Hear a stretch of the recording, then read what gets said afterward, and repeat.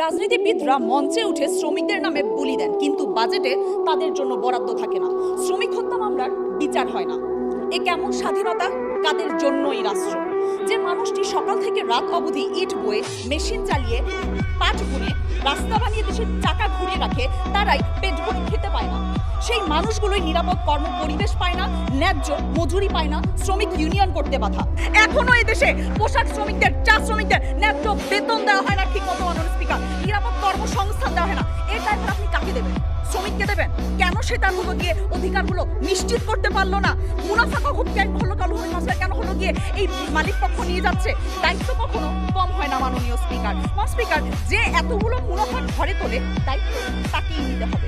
প্রথম আলোর একটি প্রতিবেদনের মতে মাননীয় স্পিকার, রানা প্লাজা ধসের 1 যুগ পরও 1000-এরও বেশি শ্রমিক হত্যার আজ পর্যন্ত বিচার হয়নি।